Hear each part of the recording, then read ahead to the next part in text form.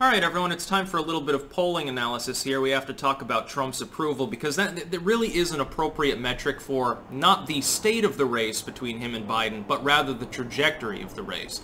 If Trump's approval is rising and we don't see a concurrent rise in the matchup polling, usually it's because there's a lag there or the matchup polling might be fatally flawed. In some of the metrics that I've seen from people, there could be as much as a 4 to 4.5 point swing.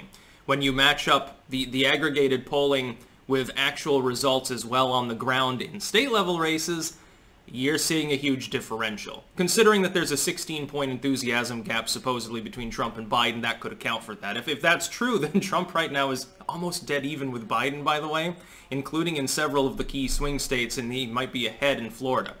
Keep that in mind for Election Day. Be very careful with polls because I have a feeling they're going to be wonkier than they were in 2016. That's just a hunch based on what I've seen.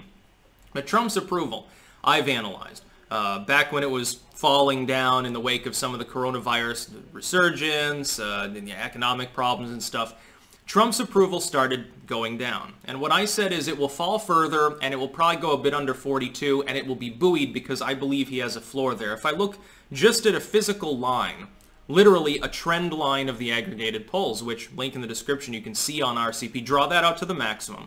You can draw a pretty well-fitting line that delineates his lowest approval level.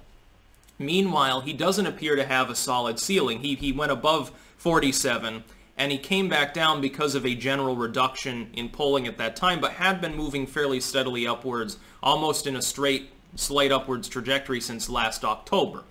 His approval right now is just below 42, and it appears to have bounced back up and stalled and stabilized. Now, the disapproval number has gone a little bit above what I would have expected to be the ceiling. It could happen that his approval falls a little bit further, but it looks like both have stabilized more or less.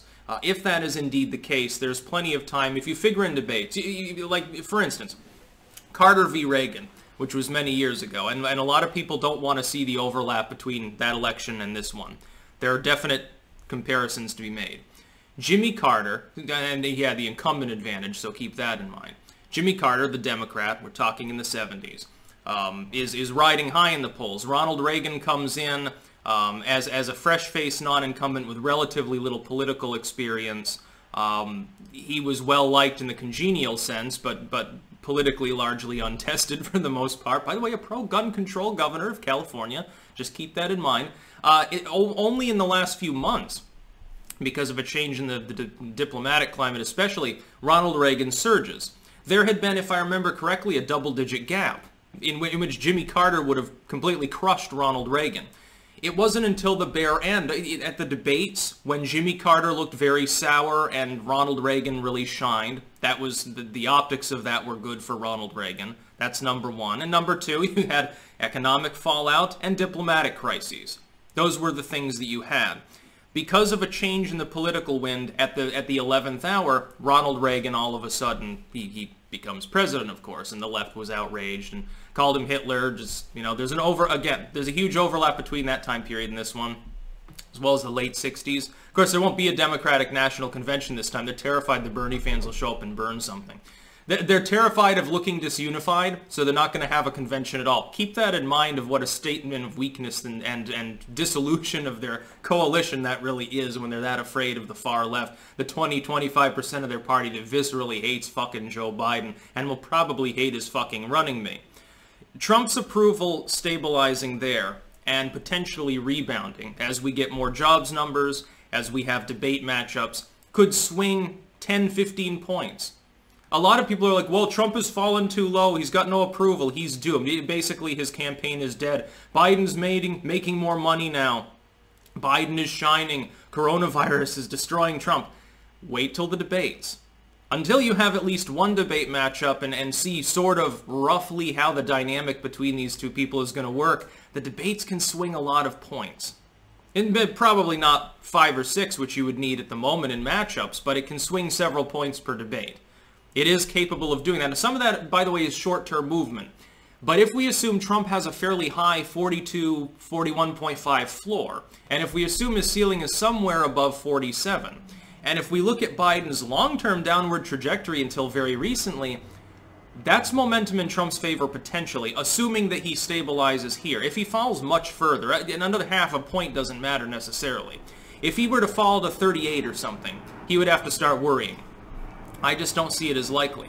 Now, that could happen, though. You have seen that as well before. You have had instances where a politician just starts dropping off a cliff, and you have a steady downward spiral. You'd think Trump post-Katrina. You would think Obama's approval at various points because of economic pressure, sometimes for multiple years at a time. Those things can happen as well. Traditionally, though, it's more likely that the underdog rises a bit towards the election. Things tend to even out. And unless you have significant pressure on him, partially legacy media pressure, they're doing it in a coordinated manner, by the way. Don't think that the Biden campaign doesn't email back and forth to CNN and MSNBC, just like Hillary's camp did.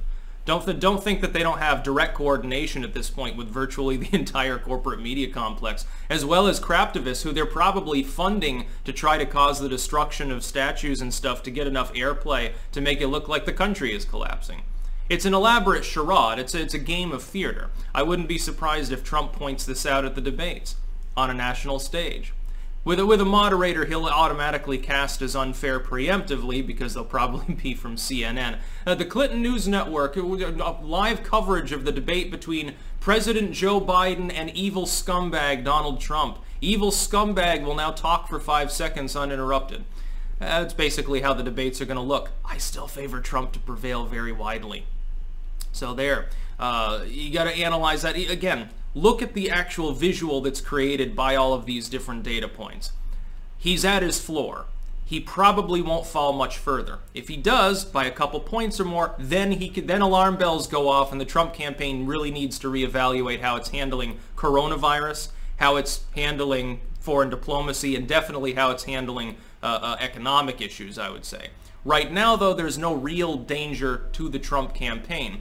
Biden, I believe, is the one with a low ceiling, specifically because he has so low in-party enthusiasm. And by God, I mean, if Trump is trailing by 4 or 5 points in the election, still manages to squeak by because the polling was wrong, that'll be hilarious to see the fallout from that. I'm almost hoping it does happen. That's about all. Peace out.